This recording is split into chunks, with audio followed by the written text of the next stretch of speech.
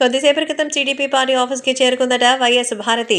ఈ విషయం తెలిసి జగన్ అయితే షాక్‌లో ఉన్నట్టుగా తెలుస్తోంది. జగన్మోహన్ రెడ్డి భార్య భారతి మరి టీడీపీ పార్టీ ఆఫీస్‌కెళ్ళిందట.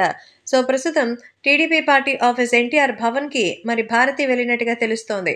సో, ఎన్ని రకాలైనటువంటి కుతంత్రాలు, కుట్రలు చేసినా వచ్చేది వైసీపీనే. వైసీపీ వస్తుందనేది మా యొక్క నమ్మకం కాదు.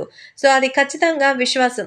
సో, ఆ యొక్క కాన్ఫిడెన్స్‌తోనే మేము చెప్తున్నాము. అంతేకాదు సో, మీరు జూనియర్ ఎన్టీఆర్‌ని తీసుకొచ్చినా, బాలకృష్ణని తీసుకొచ్చినా, మరి అయితే ఎన్టీఆర్ గారినే తీసుకొచ్చినా, ఎవరు కూడా మరి జగన్మోహన్ రెడ్డి యొక్క పాలన నుంచి విముక్తి పొందలేరని, సో, ఖచ్చితంగా మేము అనుకున్నది సాధిస్తామని మరి పవన్ కళ్యాణ్ ఇంకా మరి జనసేన సంబంధించి టీడీపీ పొత్తుతో వచ్చినా, సెపరేట్‌గా వచ్చినా, ఎన్టీఆర్‌ని తెచ్చుకున్నా, ఎవరిని తెచ్చుకున్నా గెలుపంతే మాదే అంటూ చెప్తున్నారు. కాబట్టి ఇప్పుడు ఈ విషయం కూడా సోషల్ మీడియాలో సైతం ఎంతో తగ్గిపోవడం ముఖ్యం. అంతేకాకుండా ఏ రకమైన ఇబ్బందిని ఏ రోజు పెట్టలేదే, ఏ రకమైనటువంటి ఇబ్బందులు రాలేదే, దానికోసం మేము ఇంతగా చేస్తుండేది అంటూ చెప్తూ మగతి ఎన్నో రకాలుగా అయితే చెప్తూ ఉంటారు. కాకపోతే అతను చేసింది తప్పా, ఒప్పా అనేది ఈ తేల్చి చెప్పాలి. అది మరి అధికారంలో ఉన్న పార్టీ యొక్క ఉత్తమమైన లక్షణం.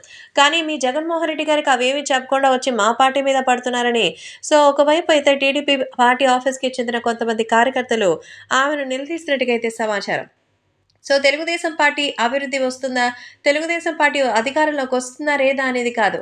ఎందుకు తెలుగుదేశం పార్టీని టార్గెట్ చేశారంటూ రివర్స్‌లో మరి అయితే వైఎస్ భారతి మీద మాటల దాడి జరిగినట్టుగా తెలుస్తోంది.